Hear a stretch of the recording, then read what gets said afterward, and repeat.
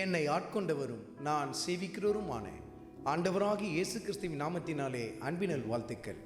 கிறிஸ்து இயேசுவுக்குள் மிகவும் பிரியமான அன்பு சகோதர சகோதரிகளே, நீதிமொழிகளின் புத்தகத்தில் 1வது அதிகாரத்தில் 7வது வசனத்தின் முதல் பகுதியில் கர்த்தருக்கு பயப்படுதலே ஞானத்தின் ஆரம்பம் என்று சொல்லி எழுதப்பட்டிருக்கிறதை நாம் பார்க்க முடியும்.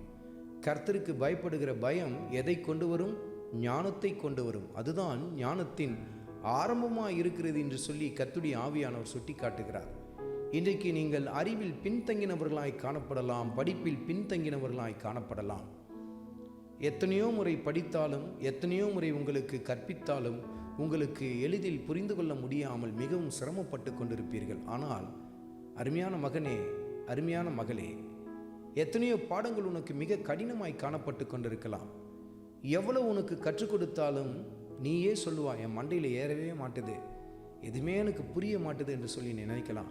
ஆனால் கர்த்தர் சொல்லுகிறார், நீ கர்த்தருக்கு பயப்படுகிற பயத்தில் வளர்ந்து வருவாய் என்று சொன்னால் அது உன் வாழ்க்கையிலே ஞானத்தை கொண்டு வரும் என்று சொல்லி கர்த்தர் சொல்லுகிறார்.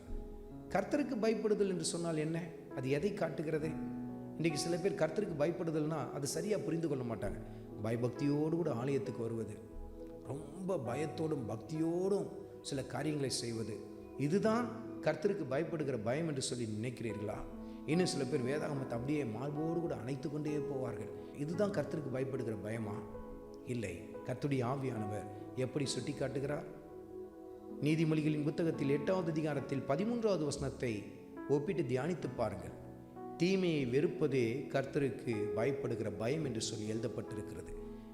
தீமையை வெறுக்க வேண்டும், தீமையான காரியத்தை விட்டு விலக வேண்டும். இது தீட்டானது, இது அருவருப்பானது, இது கர்த்தருக்கு பிரியமில்லை என்று சொல்லி எந்த காரியத்தையெல்லாம் கர்த்தர் நமக்கு உணர்த்தி காட்டுகிறாரோ அவைகளெல்லாம் விட்டு விலகி வருவது தான் கர்த்தருக்கு பயப்படுகிற பயம் என்று சொல்லி கர்த்தருடைய ஆவியானவர் சுட்டி காட்டுகிறார். படிக்கிற அருமையான வாலிப மகனே, வாலிப மகளே, தீமையை வெறுத்து விடு.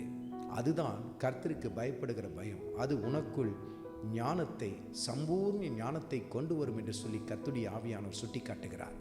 கர்த்தருக்கு பயப்படுதலே ஞானத்தின் ஆரம்பம். அவருடைய வசனத்துக்கு கீழ்ப்படிய ஆரம்பியுங்கள். அந்த வசனத்தை உங்கள் உள்ளத்திலே தரித்து கொள்ள ஆரம்பியுங்கள். உங்கள் பாடத்தை படிப்பதற்கு முன்பாக வேதத்தை படிக்க ஆரம்பியுங்கள். அந்த வசனத்துக்கு கீழ்ப்படிய ஆரம்பியுங்கள். கர்த்தர் உங்களுக்குள் விசேஷித்த ஞானத்தையும் கிருபையும் தந்து நடத்துவார். ஆண்டவராகிய இயேசு கிறிஸ்துவின் கிருபை உங்கள் அனைவரோடும் கூட இருப்பதாக. ஆமென்.